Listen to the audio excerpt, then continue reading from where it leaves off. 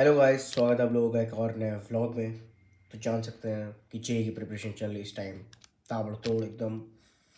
थोड़ी बहुत पढ़ाई हो जाती है दिन की 4-5 घंटे। कोशिश करते हैं कि 7-8 घंटे खिंच जाए, लेकिन हो नहीं पाता ऐसा, 4-5 घंटे ही हो पाती है। तो कुछ ही दिन बचे हैं और बेचारे एस्पिरेंट्स नहीं, हमारे मजदूर लोग सब लगे पड़े हैं कहीं ना कहीं करके सिलेबस ख़त्म हो जाए। तो ये है हमारा सिलेबस अपडेट। तो ठीक ठाक हो गया सिलेबस। मैं ड्रॉपर हूँ। और क्या कहते हैं, ये मैं सितंबर में बनाया था, सोचा था सितंबर तक कर लूँगा, लेकिन हुआ ही नहीं, हमेशा की तरह बैकलॉग। तो फिर अब मैंने सोचा इंपॉर्टेंट चैप्टर्स उठाता हूँ, उनको पहले कंप्लीट करता हूँ। तो क्या कहते हैं, मैंने कुछ स्केड्यूल बनाया था कि केमिस्ट्री, मैथ्स और फिज़िक्स में इतना इतना होगा, इतना इतना करूँगा। तो केमिस्ट्री में ये सब सॉल्यूशन और ये काइनेटिक्स, ये सब 12th मैंने पढ़ा हुआ है, तो मुझे ठीक ठाक आता है। इक्विलिब्रियम मुझे रिवाइज़ करना है, इसको मुझे पढ़ना है। और फिर इलेक्ट्रोकेमिस्ट्री ये भी ठीक ठाक आती है। केमिकल बॉन्डिंग में शॉर्ट नोट्स बनाने, ये हो ही जाएगा, ये सब तो कर ही चुका हूँ। ऑर्गेनिक 11th की ऑर्गेनिक तो पूरी होगी, 12th की ऑर्गेनिक मुझे रिवाइज़ करनी है, मतलब एनसीईआरटी लेवल की 12th की मुझे आती है कि मैंने बोर्ड्स के लिए प्रिपेयर किया था। और सॉल्ट एनालिसिस ये भी हो गया है, 4 नंबर के इसमें क्वेश्चन आते हैं, कर लिया मैंने। आ जाए मैथ्स पे। मैथ्स पे तो हमारा पूरा सर्कल्स, पैराबोला, एलिप्स, पूरा कोनिक सेक्शन हो गया है ये। फिर कॉम्प्लेक्स नंबर भी हो गया है। पीएनसी मैं पढ़ चुका हूँ, बस इसके मुझे शॉर्ट नोट्स बनाना है, उसके क्वेश्चन लगाने हैं। ये थोड़ा मुझे डिफ़िकल्ट लगता है, पता नहीं, मेरी पर्सनल चॉइस है। स्ट्रेट लाइन मैं कर चुका हूँ, उसको रिवाइज करना है। अब आ जाओ 12th के मेन टॉपिक्स पे।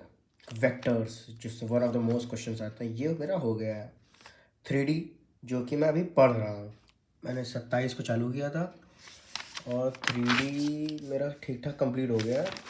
इसका वन शॉट देख रहा हूँ मैं, और ये मेरा हो जाएगा, आज हो जाएगा पूरा। और फिर क्या कहते हैं, हमारा आ जाते हैं हम लोग मेन फिज़िक्स, दाता ऑफ एवरीवन। तो इसमें रोटेशनल तो भाई पता नहीं मेरी क्या पर्सनल दुश्मनी है, मैं एक बार 11th में पढ़ चुका हूँ और मुझे नहीं समझ में, घंटा समझ में नहीं आया रोटेशनल। तो अब मैं सोच रहा हूँ उसको छोड़ दूँ, ना छूँ तो बेटर है। और फिर आते हैं सॉलिड्स पे।